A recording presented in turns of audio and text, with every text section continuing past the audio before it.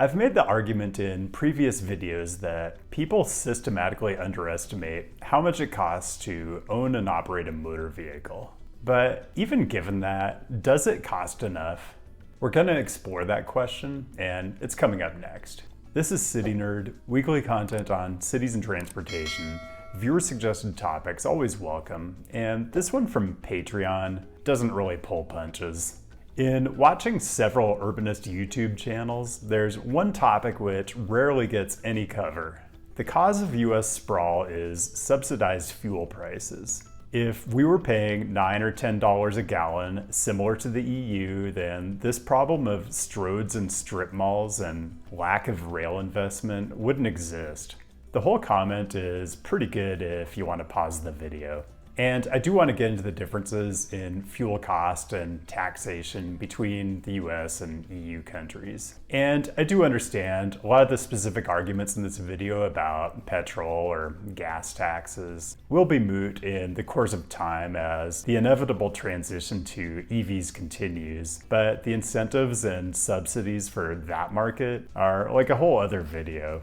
Anyway, I want to zoom out even further and talk about first principles a bit. The philosophy of taxation and how to price in externalities. So when you think about taxes, it's usually something like an income tax or a sales tax, where it's clearly just a revenue source to fund the government. But there's also the idea of a Pigovian tax, named after the English economist Arthur Pigou, which is based on the idea of accounting for negative externalities. There are tons of examples of this, but a pretty straightforward one is the cigarette tax, where the tax is intended to help compensate for social health effects, or a gas tax, which has often been thought of as compensating for the externality of air pollution. I'm not going to widen the scope of this video to talk about all the things the US government does to keep the price of gas artificially low, which it presumably does because we've managed to construct a built environment that just won't allow society to function without cheap gas.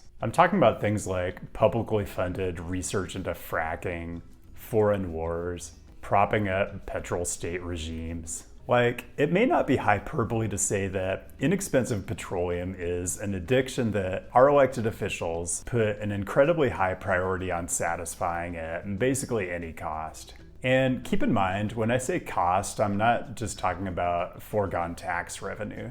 I'm talking about the cost in terms of contribution to climate change, in terms of land use patterns that contribute to bad health outcomes and social isolation. You could even say antisocial behavior. Cost in terms of way too many people dying on our transportation system every year. All of this gets to the real question for today, which is, are the costs of owning and operating a car in the US just artificially low? Or to put it differently, in bending over backwards to make driving as cheap as possible, have we stacked the deck against urbanism? So let's talk a bit about how gas taxes work in the US, or maybe more accurately, how they don't work. First of all, the federal gas tax is 18.4 cents a gallon. Note that this is a bit weird in that it's a tax per gallon and not a percentage of the price you pay at the pump like a sales tax would be. Taxing on a per gallon basis is consistent with the idea of a Pigovian tax, but note that it's not great as the primary source for funding transportation infrastructure and maintenance. The rate hasn't changed since 1993. It isn't indexed to rising fuel prices or any kind of inflation. And cars, on average, have become more fuel efficient over time. So as a funding source, it's kind of a perfect storm of inadequacy. Each US state also has its own fuel tax, so when you put that on top of the 18.4 cents, the weighted average across all 50 states is 56.4 cents. On a macro level, if you multiply that by the 135 billion gallons or so that Americans consume every year, that's about $70 billion in tax receipts, which is sort of a lot of money, but in terms of funding a nationwide transportation system, kind of questionable. Now let's take the Pigovian view and just look at the externality of traffic deaths. We have something like 40,000 of those in the US every year. Now, estimating what the monetary value of a human life is fraught, to say the least. It's kind of worth doing a whole other video on, probably not on this channel. But the number you'll hear most often is $10 million. 40,000 times 10 million is, well, it's a lot of zeros. It's $400 billion. So combined federal and state gas tax revenue in the US is woefully short of accounting for just that one very specific externality. And I didn't even mention severe injuries or property damage from crashes. I didn't talk about secondary effects like health impacts of a sedentary, car-dependent lifestyle or asthma and even worse diseases from pollution. I haven't talked about noise or the visual blight and opportunity cost of enormous stroads in parking lots or contaminated runoff from all the impervious surface that's required. And I certainly haven't talked about climate change. Keep in mind, a fuel tax is a blunt tool for trying to price in every possible externality of our transportation system. It doesn't account for the time and location of your driving, which is something you could do with a congestion charge. And it doesn't really account for vehicle characteristics that worsen pollution and safety issues. But on the flip side, a gas tax is administratively simple and more intuitive, which is probably why a gas tax exists just about everywhere and congestion pricing doesn't. So if the question is driving in the United States underpriced compared to the externalities it generates? I really don't think it's much of a question. So next I want to get into what other economically advanced countries are doing about externalities. Are they doing it better? And just how backwards is the way we do this in the US? But first, a quick reminder to like and subscribe, unless you're a huge fan of just how massively underpriced driving is. Connect on the apps. I did hit 10,000 Instagram followers this week because I just think people can't get enough cat content. And Patreon is fun. I actually put up a video where I answered patron questions this week and it clocked in at about an hour and a half. So if you're a glutton for punishment, you know what to do. Okay, I really want to spend this next part talking about climate change specifically and how the United States and the European Union approach it differently with fuel taxes. Let's just acknowledge up front that, for whatever reason, climate denial is a dominant aspect of mainstream American politics in a way that it just really isn't in the EU. They have climate deniers, but for whatever reason, they aren't nearly as politically powerful as ours. Let's talk about the Kyoto Protocol, which was ratified by EU nations and was signed by the Clinton administration, but shocker, was never ratified by the US Senate. Oh, and I'm not really talking about Canada today, but you all withdrew from the protocol in 2012, so get off your high horse. Anyway, it would take hours to talk through the details of the Kyoto Protocol, but in essence, it's a global strategy to reduce carbon emissions with heavier obligations on developed nations that are historically most responsible for the current level and trajectory of greenhouse gas emissions. Is the Kyoto Protocol perfect? Of course not. It's political. It's a negotiation, and the math and the science in it are pretty complicated. But it was apparently good enough to be signed by every single UN member state, except for the US and Canada. Okay, let's get back to fuel taxes because this is one big way the EU is looking to achieve Kyoto Protocol objectives by internalizing the externalities of transportation, including GHG emissions. The primary document for this is, I believe, the European Union Council Directive of October 27, 2003, which lays out the details of the tax scheme. The directive sets a bare minimum of 36 cents, meaning 0.36 euros, per liter for petrol, which many EU nations can and do exceed. You know, as an American, trying to translate gas prices in other countries is always confusing because you have to account for the exchange rate and the fact that everyone else is on the metric system. Well, there's 3.8 liters in a gallon, and the euro is sitting around $1.10 US, so that translates to about $1.50 a gallon.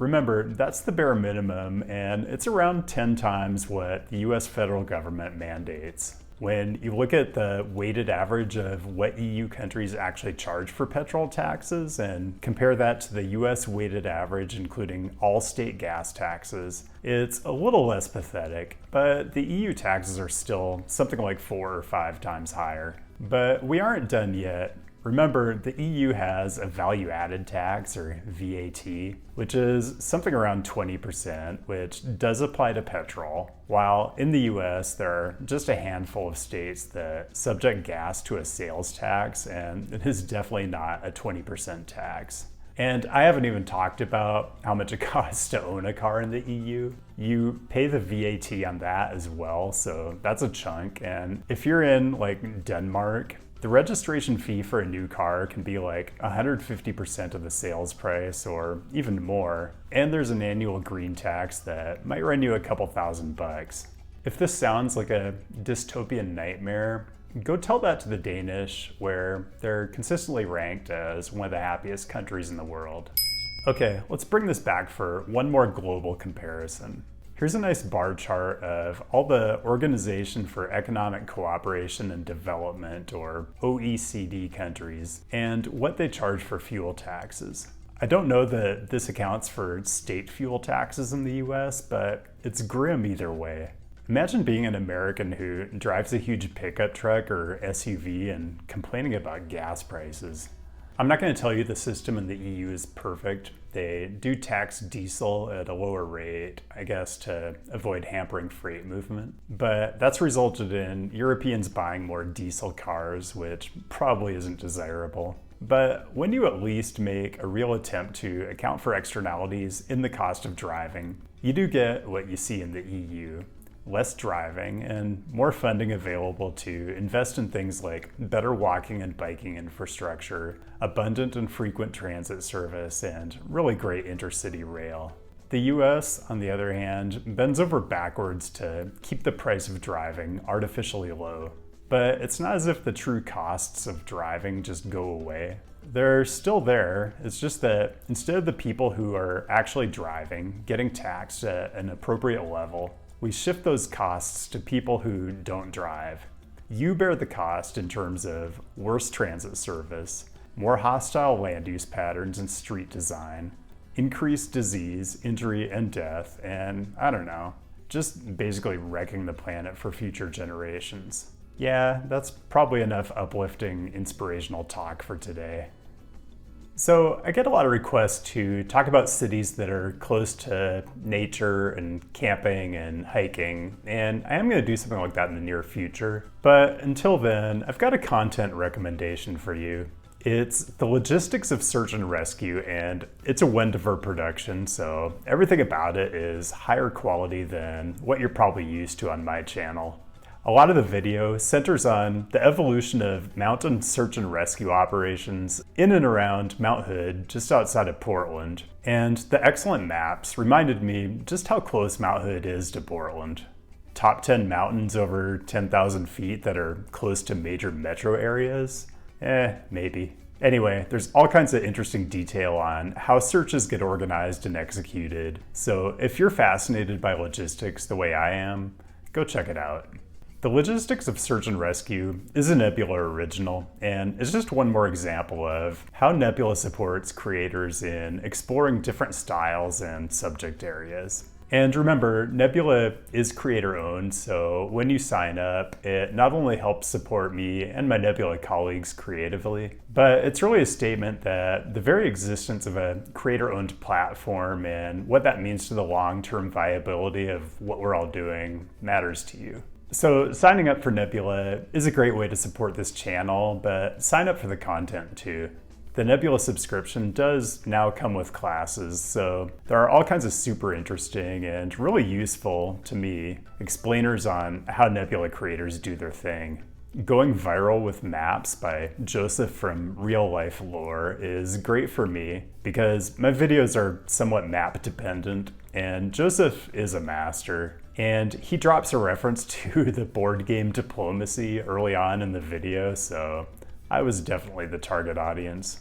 Anyway, if you sign up for Nebula with the link I included down in the description, you can get all the Nebula content, including the classes, for $250 a month, which is 40% off the usual price. It really is a lot for what you're paying, and you'll be supporting the channel in a way that really makes a difference. And if you're already subscribed to Nebula, well, the Nebula version of this video does not have this promo in it, so keep that in mind, but thanks either way. And that is all I got. Thanks for watching, and thanks to the patrons for supporting the channel directly.